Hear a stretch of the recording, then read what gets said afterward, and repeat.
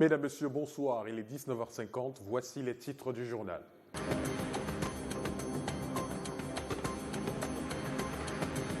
À la une ce soir, tension entre magistrats et avocats dans l'affaire Martinez-Zogo. La défense crie à la violation de ses droits. Leur demande d'accès au dossier de procédure a une nouvelle fois essuyé un rejet lors de l'audience de ce 6 mai 2024. Les forces de défense sur les sentiers de la guerre contre les séparatistes viennent d'en neutraliser 4. C'est le résultat d'une opération menée dans le département de Ngoketundia, dans la région du Nord-Ouest. Elles ont exposé les corps à la place publique à Ndop. On n'est pas sorti de l'auberge à la SICAM. Les employés de la cotonnière industrielle du Cameroun sont à nouveau dans la rue. La situation des salaires impayés n'est toujours pas réglée. Ils réclament 13 mois d'arriérés. Et au Tchad, l'heure est au dépouillement. Les populations ont chacune voté celui qui sera leur prochain président.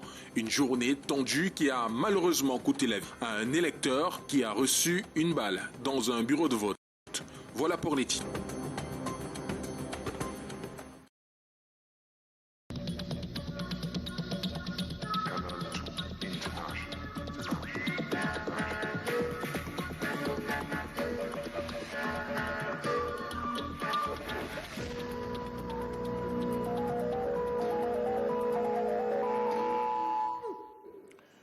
Quatre combattants séparatistes neutralisés au cours d'une opération spéciale menée par les forces de sécurité dans le département de Ngoketundia, région du Nord-Ouest.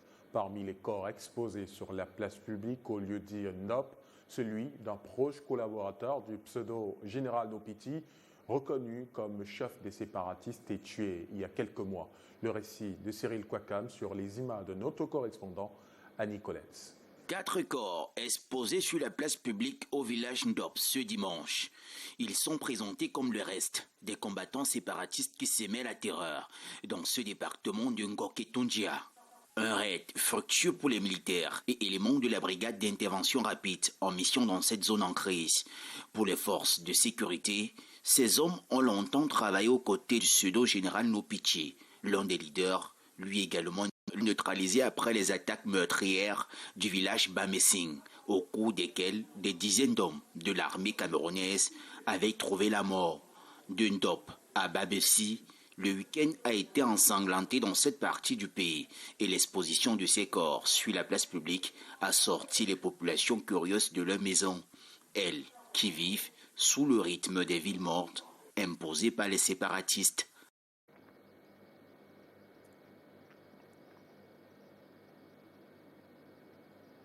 Tout objet compromettant doit être saisi.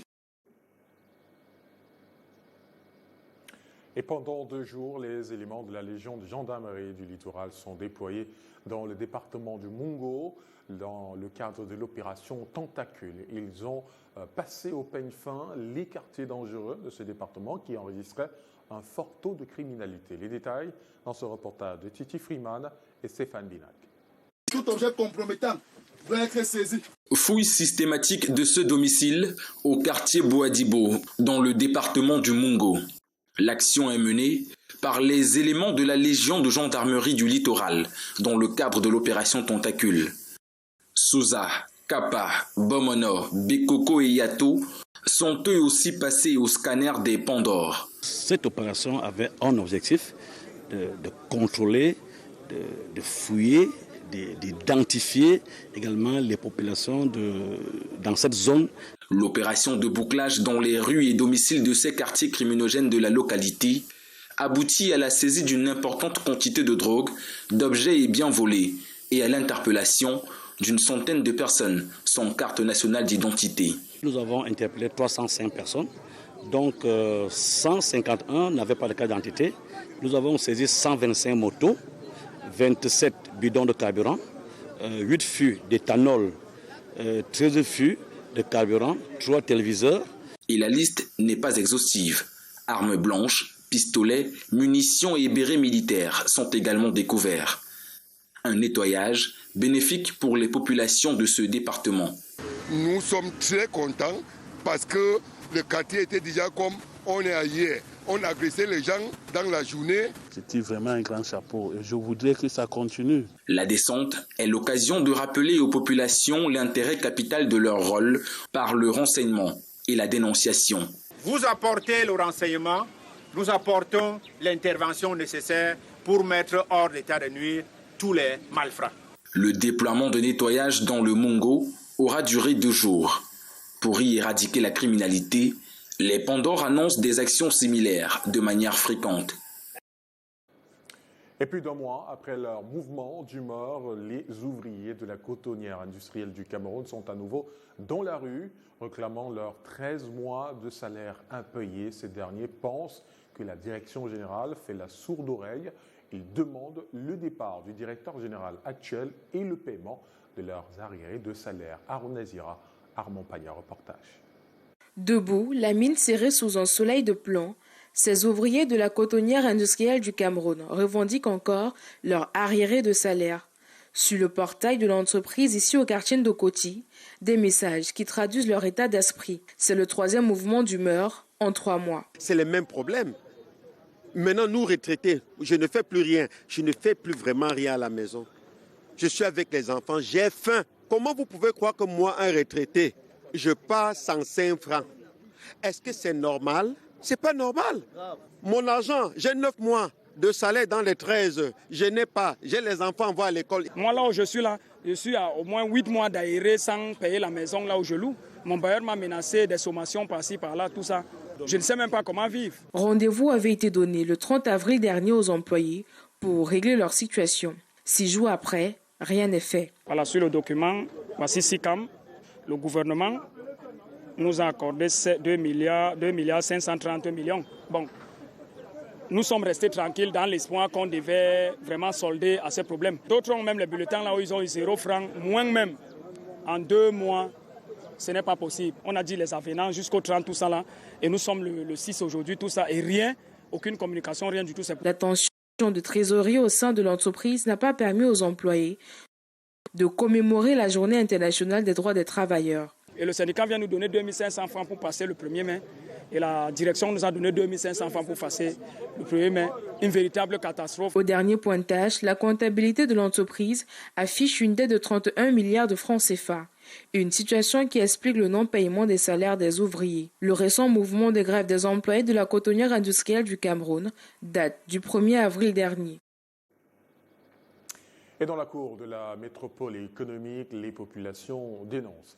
Elles dénoncent des jours sans électricité. De nombreux quartiers vivent dans le noir. Les ménages et les entreprises payent le lourd tribut de cette situation à laquelle ils ont du mal à s'habituer. Reportage Junior Ossa et Marius Kosso.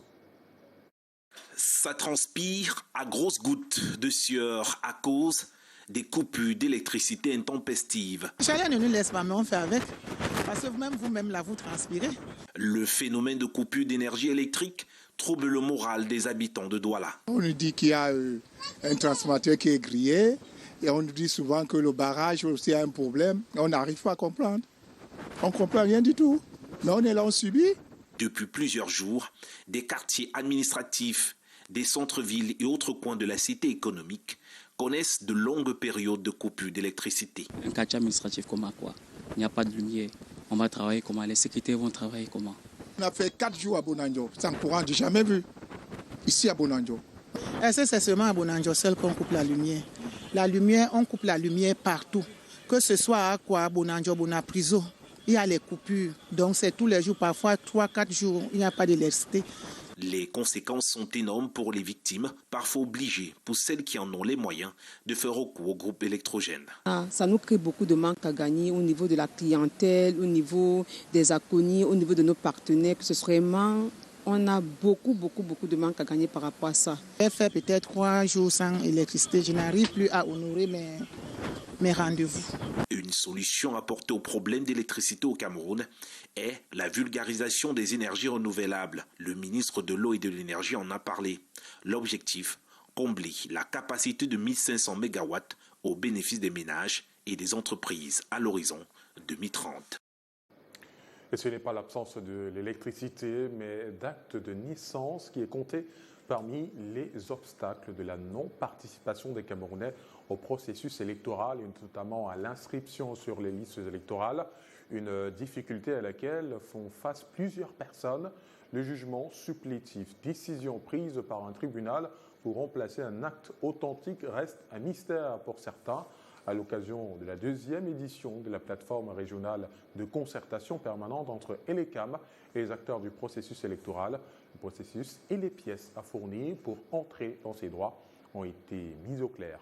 Delphine Fonkotene et Serge Alain Zebo. À la naissance de chaque enfant, les parents ont 3 mois, soit 90 jours, pour établir gratuitement l'acte de naissance. Passé ce délai, il faut saisir la justice. Et là, ça craint. On a l'impression que le Camerounais dit, quand je vais à la justice, c'est pour me couper le cou. 4 pièces à fournir pour déclencher la procédure menant à l'établissement de l'acte de naissance après le jugement supplétif. Les 2 pièces essentielles, l'attestation de non-existence, d'acte de naissance à la mairie concernée, aujourd'hui on appelle ça les centres principaux d'état civil. Plusieurs étapes à suivre également au niveau de la justice. Au moins 50 000 francs CFA à prévoir pour l'ensemble de ces procédures, lesquelles se déroulent sur une période de près de 4 mois. Quand on vous rend la décision, vous prenez l'expédition, vous allez voir le dossier de justice qui notifie maintenant au procureur de la République. Si personne n'a relevé l'appel, vous montez à Yaoundé, à la cour d'appel. Au cadre de la cour d'appel, on vous délivre le certificat de non-appel. C'est avec la force que vous allez voir monsieur le maire. Le chemin semble long et certains préfèrent prendre le raccourci. Et les voici au CRADAT ou autre lieu dédié à la fabrication frauduleuse des actes de naissance. Et là, ça paye cash. Lorsque nos enfants ont été admis en concours, police, NAM, je ne sais plus quoi, c'est lorsque l'enfant est admis qu'on vient vérifier l'authenticité de l'acte. Le maire de Mouna-Télé et le président des tribunaux de première et de grande instance de Mouna-Télé s'exprimaient ainsi à l'occasion de la 2e édition de la plateforme de concertation permanente entre Elections Cameroun et les autres acteurs du processus électoral. Et parmi les acteurs du processus électoral, on compte également le mouvement progressiste qui a un nouveau coordinateur général. Christiane Moulende a été élue par acclamation à l'issue de la 5e convention nationale convoquée le week-end par Jean-Jacques Ekindi, qui a officiellement rejoint les rangs du RDPC en 2020. Une convocation et les résolutions qui suscitent moult interrogations. Voyons cela avec Aimée Catherine Mokoré. La 5e convention nationale extraordinaire du mouvement progressiste non seulement acte la démission de Jean-Jacques Ekindi, mais porte à la tête du parti Christiane Moulende. La 5e convention nationale extraordinaire décide, article 1, le mandat du coordinateur général, honorable Jean-Jacques Ekindi, est terminé ce 4 mai 2024 de fait de la prise en acte de sa démission. Article 2, Madame Christiane Moulende, ayant remporté l'élection par acclamation de voix, est désignée coordinatrice générale du MP. Convoqué par Jean-Jacques Ekindi, pourtant démissionnaire du mouvement progressiste, ce dernier a rejoint les rangs du RDPC, une situation peu appréciée des cadres du parti qui évoque la récente rencontre de Bomono où des organes transitoires avaient été mis sur pied et un coordonnateur général intérimaire désigné. Les statuts du parti ne permettant pas que nous puissions au pied levé faire une convention, nous sommes passés par des organes transitoires, notamment cet organe Brandrest que nous allons mettre en route, accompagné d'un comité qui représente l'ensemble des régions du Cameroun. Et c'est cette région transitoire qui va préparer l'Assemblée générale. Les militants du MP présents au cadre de concertation de Bomono disent ne pas se reconnaître dans les décisions prises à Douala le 4 mai 2024. S'approche-t-on d'une scission? Les jours à venir nous le diront. Et dans la suite du 19h50, regardons ce que prévoit le menu. Une mise en œuvre efficiente du GeoGrill, c'est l'instruction donnée par le ministre des Travaux pour l'aménagement de la route Douala-Bonépoupa. Quand la barbe rime avec élégance, vous verrez que beaucoup de jeunes adoptent ce look et pour plusieurs raisons. Le ministre des Travaux publics met la pression sur les entreprises en charge de la construction de la pénétrante est de la ville de Douala. Lors d'une visite du chantier ce lundi, Emmanuel Nganou Djimouti a mis l'accent sur la bonne organisation des équipes, l'amélioration du rendement et la visibilité par rapport au chronogramme d'achèvement des prestations. Toujours au cours de cette journée, Emmanuel Nganou Djimouti a visité les chantiers de construction des fondrières sur la route Douala-Bonépoupa. Il en a profité pour dire un mot au sujet de la poursuite du chantier de construction de cette route. Je vous propose d'écouter Emmanuel Nganou Djimouti au micro de Thierry Nana. Vous pouvez noter avec moi que toute la couche de fondation est faite. On peut donc aller de Douala à Yabassi en roulant, une vitesse de référence d'un peu plus de 60 km, tel n'était pas le cas. Il n'y a plus de point de rupture.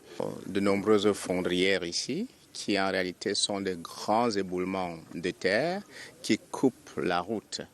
Les traités supposent la définition d'une bonne technique de stabilisation de ces terres qui s'éboulent et je dois vous avouer que jusque-là, on y allait en recourant à un traitement extrêmement cher. On stabilisait avec les moellons. Alors, nous avons cette technique innovante qui appelle le recours au géogris. J'ai autorisé une planche d'essai et j'observe là, d'abord à l'œil nu que le talus, la fondrière est stabilisée. Et les maux qui affectent la santé des Camerounais au cœur d'une série de concertations ce lundi à Yaoundé. Le ministre de la Santé a prescrit aux opticiens la démarcation entre leur travail et celui des ophtalmologues. Bien d'autres dispositions ont été prises pour un meilleur suivi médical des maladies de la vue. Voyons cela avec Karel Mezatatuya et Luc Vanda.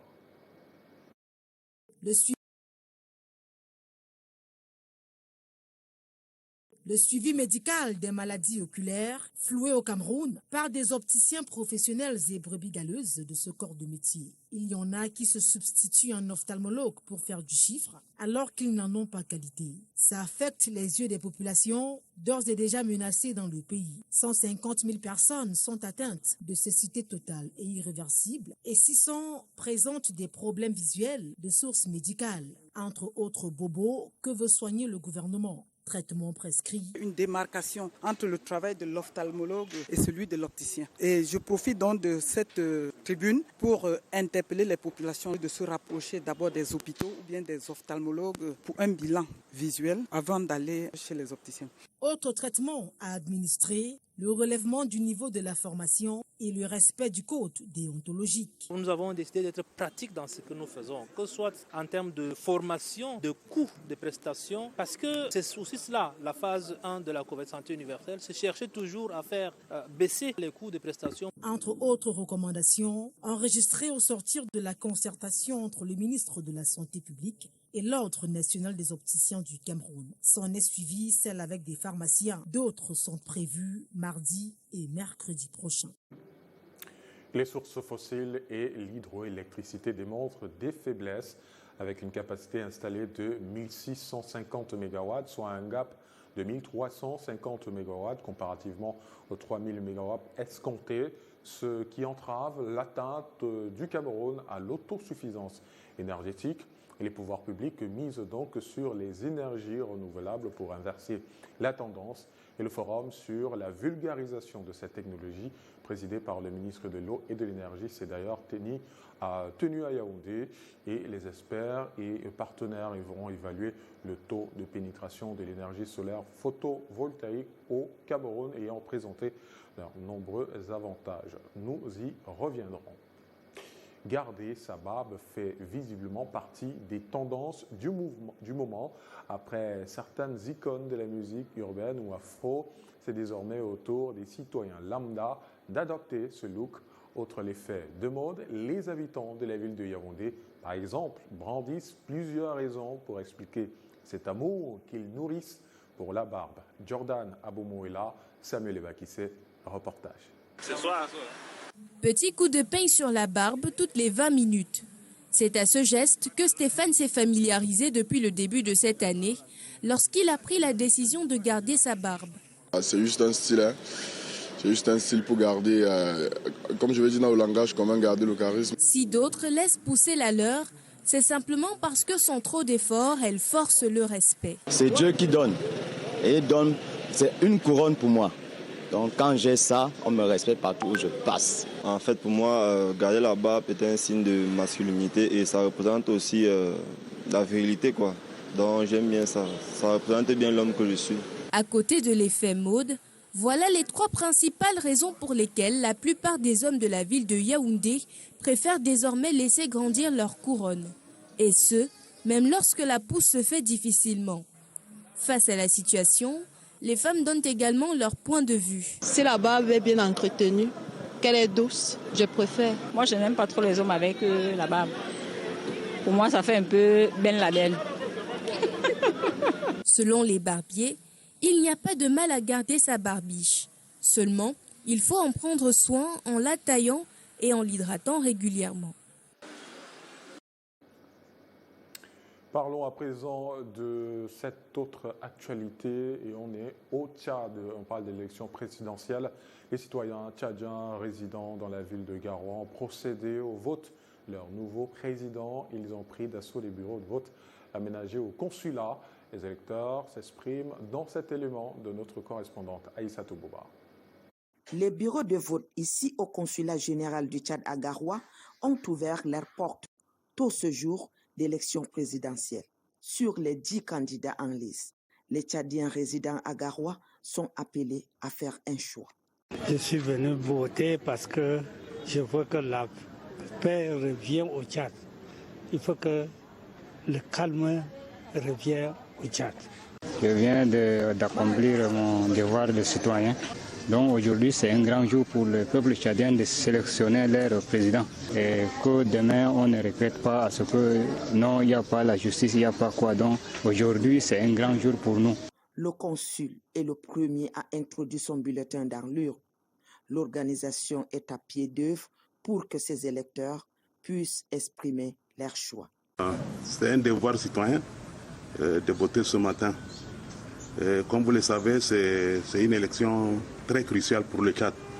Après une transition de 3 ans, nous sommes en train d'entamer la normalité dans les institutions de la République qui sont mises en place par la nouvelle constitution. Et donc aujourd'hui, nous votons notre président. Et donc c'est une très bonne chose. 1600 électeurs sont inscrits dans ces 4 bureaux de vote du consulat général du Tchad. L'élection présidentielle tchadienne s'est bien déroulée globalement avec la phase de dépouillement qui s'est poursuivie lors de la fermeture des bureaux à 17h.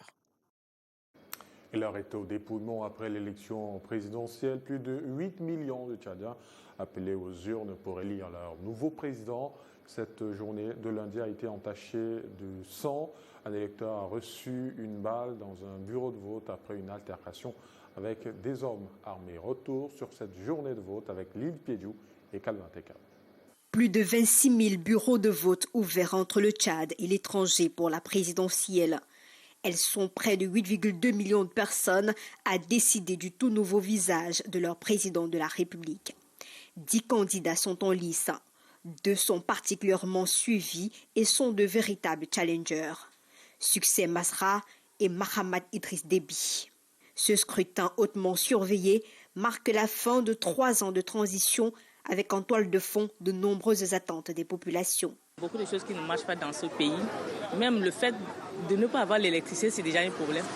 Et l'eau, ça c'est des trucs vraiment préliminaires. Même là, il y a un problème déjà. Donc on a vraiment que tout ça, là, ça change. Moi, depuis 3 mois, il n'y a pas d'électricité. L'eau même, il n'y en a pas. Mais ce que je veux, là, je veux électricité et l'eau que maintenant, à partir d'aujourd'hui jusqu'à là, je veux électricité et l'eau pour notre pays. On veut un changement, la justice et l'égalité des trucs. Le travail et tout. Donc ça serait mieux pour nous aussi, nous les jeunes plutôt. Dans la 2e ville du pays, Moundou, un jeune homme a été tué par balle dans un bureau de vote ce lundi, après une brouille causée par des hommes armés qui voulaient voter sans carte d'électeur. Au-delà de ce drame humain, Des problèmes logistiques ont été enregistrés, notamment l'absence de liste d'électeurs, la non-présence des délégués des candidats dans les bureaux de vote, le démarrage tardif des élections, tentative de vol des urnes par des individus, aussitôt rattrapés par la population, autant d'incidents qui, heureusement, n'ont pas stoppé le bon déroulement du scrutin sur l'ensemble du territoire national. À l'heure de la fermeture des bureaux de vote en début de soirée, plusieurs électeurs restent vigilants et assistent au dépouillement des bulletins. Les résultats provisoires de ce premier tour sont prévus le 21 mai. En cas de duel au sommet, le second tour est programmé pour le 21 juin 2024. Et je vous l'annonçais en titre, le 3e épisode du feuilleton judiciaire relatif au procès des accusés de l'affaire Martinez-Ogo a rendu son verdict ce 6 mai au tribunal militaire de Yaoundé. Une audience mouvementée au cours de laquelle le ton est souvent monté. À l'origine de cette tension, la demande d'accès au dossier de procédure. Les conseils qui ne comprennent pas la réticence de la Cour à autoriser la communication de l'ensemble des pièces du dossier à toutes les parties crient à la violation du droit de la défense. Le récit de Janice Kamga et Constant Kamga. Troisième audience dans le procès de Maxime Eko et compagnie et toujours pas d'ouverture des débats. La pomme de discorde, c'est que de manière unanime et formelle, l'ensemble des avocats de tous bords, défense et partie civile, soit une trentaine, réitèrent l'impératif d'entrer en possession du dossier en vertu des principes fondamentaux d'égalité des armes et du droit à un procès équitable. Nous avons demandé la reproduction du dossier pour qu'on mette un exemplaire à notre disposition. Le ministère public a un exemplaire du dossier. Le code de procédure criminelle est clair.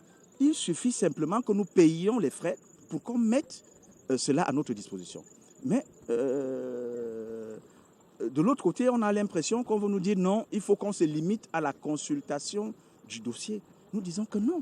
Pour motiver sa décision, le tribunal évoque l'article 413 du Code de procédure pénale qui dispose que chaque fois qu'ils le souhaitent avant l'audience, les conseils peuvent consulter le dossier. Une mention qui ne rencontre pas l'adhésion de ces derniers qui, à tour de rôle, crient à la violation des droits de la défense. La bataille entre dispositions légales et principes généraux de droit laisse les camps dos à dos. C'est comme s'il y avait quelque chose à cacher dans ce dossier. À l'époque, on a dit qu'il faut que tout le monde sache ce qui se passe dans ce dossier. Alors, c'est le meilleur moyen de prouver qu'on n'a rien à cacher dans ce dossier et qu'on mette donc à notre disposition la copie du dossier. Moi, mon souci, c'est le souci du bon droit. Et là, l'interprétation doit pouvoir se faire en faveur de la transparence. C'est-à-dire qu'ils ont eux-mêmes le plus grand intérêt à se mettre à l'abri de toute suspicion par les acteurs d'aujourd'hui ou par les témoins de demain. Au final, l'audience de ce jour est renvoyée au 27 mai prochain pour permettre au tribunal de se prononcer une fois de plus sur la dite requête, également sur la demande de levée de scellé sur le corps de Martinez-Ogo et sur la constitution des maîtres Assira et Likefak comme avocats de l'État du Cameroun par DGRE en qualité de civilement responsable dans cette affaire.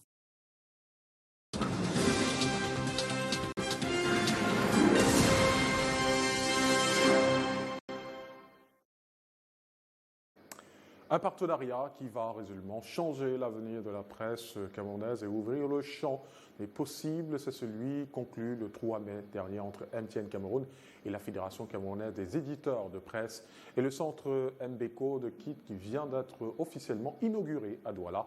Cette structure soutenue par l'Union européenne est une aubaine pour les jeunes de 5 à 17 ans passionnés par l'informatique. Regardez. Par ses coups de griffe, un accord historique qui devrait donner un nouveau souffle à la presse écrite au Cameroun est matérialisé par la main de Jean-Melvin Akam côté MTN Cameroun et Christian Gar côté Fédipresse. C'est la transformation digitale de la presse qui est ici formalisée. Un moment fort pour nous qui nous permet de montrer davantage notre soutien à la presse écrite qui connaît quelques difficultés. Et nous pensons apporter avec nos technologies, notre réseau, une partie des solutions qui pourraient permettre à cette presse de redevenir l'acteur dynamique de la société camerounaise qu'elle a été par le passé. À l'époque du tout numérique, C'est donc une mise à jour qui s'opère dans un contexte où les lecteurs ont déserté les kiosques à journaux pour les réseaux sociaux. Cette renaissance présente donc de nombreux avantages. Ce partenariat que nous concluons aujourd'hui comporte 3 volets. Un volet commercial qui permettra tant de la distribution des journaux dans tout le pays, un volet formation et équipement pour renforcer la transformation digitale de la presse écrite et un volet promotion de l'excellence. Nous allons lancer un prix pour récompenser les meilleures plumes de la presse écrite, qu'on pourrait appeler ce prix le prix Henri Bandelot. Il y a l'accessibilité du journal à travers le numérique, parce que vous n'allez plus vers le journal vient à vous sur votre plateforme et vous trouve dans votre salon. Le deuxième, c'est celui du coût. À partir du moment où la production de contenu n'induit plus des frais d'impression et des frais de transport et de distribution, le coût du journal va inévitablement être réduit. Cet accompagnement se veut durable, une nouvelle donne plus pratique, plus écologique et plus rentable. Il faudra donc, en échange, mettre l'accent sur l'amélioration des contenus. Cette cérémonie de signature de convention qui lie désormais les patrons de presse et l'opérateur leader des télécommunications au Cameroun reçoit l'onction du ministère de la Communication, ici représenté par son secrétaire général, qui apprécie d'ailleurs ce pas de géant qui donne aux directeurs de publication les moyens de jouir de leur liberté, et le Conseil national de la communication, dont le président applaudit aussi cette avancée. Coupure du ruban symbolique par l'inspecteur général représentant du gouverneur de la région du littoral, ce cliché marque l'inauguration officielle du centre Mbeko de Kit le 3 mai à Douala. Initié par Evelyne Bakop, le centre Mbeko de Kit vise l'initiation des enfants de 5 à 17 ans au codage, à la robotique, à la programmation et à l'intelligence artificielle. Cette demande-là des enfants qui venaient accompagner leurs grands frères qui se formaient chez nous. Et ceci nous a amené à nous dire que voilà, si les enfants viennent d'eux-mêmes, autant leur offrir leur cadre et tout ce qui va avec. C'est la raison pour laquelle nous avons mis ce projet sur pied. Mais chemin faisant, on s'est rendu compte qu'il y avait un engouement incroyable, ce qui est vrai, parce que cette nouvelle technologie intéresse au plus profond les enfants. Pour mieux mettre les tout-petits dans le bain de l'apprentissage, la pédagogie active est appliquée ici. 20% des apprentissages sont réalisés en faisant. Ils font et nous, derrière, on accompagne. Parce qu'on utilise des kits didactiques. On leur apprend à quoi servent tous les éléments qui sont utilisés dans la confection des kits. Et une fois qu'ils ont compris comment ça fonctionne, eux-mêmes, ils font le montage des kits. Eux-mêmes, ils font le pilotage. Une initiative soutenue par de nombreux partenaires européens, mais aussi par le FECOM. Un projet incroyable, un projet qui permet de donner un sens finalement, d'avoir de l'impact pour les populations locales. Et c'est dans ce sens-là que nous, on a souhaité justement accompagner Evelyne dans cette évolution et dans son projet de développement, que ce soit en Afrique et je pense au Cameroun et même au-delà. J'ai parlé tantôt du programme que nous menons avec notamment l'UNICEF et pour lequel éventuellement Mbeko pourrait contribuer puisqu'il s'agit d'accompagner des enfants de l'école primaire et les enseignants en formation à l'INIEJ à apprendre et à enseigner via le digital. Ces programmes permettront aux enfants de développer leur vision dans un cadre propice à l'enseignement. Il est vraiment important pour nous parents de davantage les former, comme ici au codage, à la robotique et tout. Et c'est une invitation que je lance également aux autres parents d'imiter, de suivre mon exemple.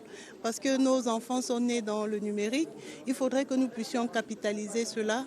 Mbeko forme déjà les adultes depuis près de 5 ans et les résultats sont impressionnants. La formation au sein de Mbeko a été quelque chose de très salutaire pour moi parce que j'étais en phase de reconversion professionnelle.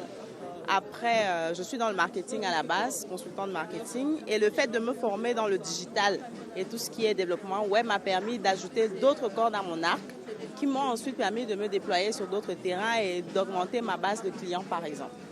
Situé au quartier Bonapriso avec une capacité d'accueil de plus de 200 apprenants par session, MBCode compte former au prix de rien plus de 20 000 jeunes durant les 3 prochaines années. Et c'est la fin de ce journal. Merci de votre fidélité à Canal 2 International. Je vous retrouve demain, même lieu, même heure, 19h50. Bonsoir.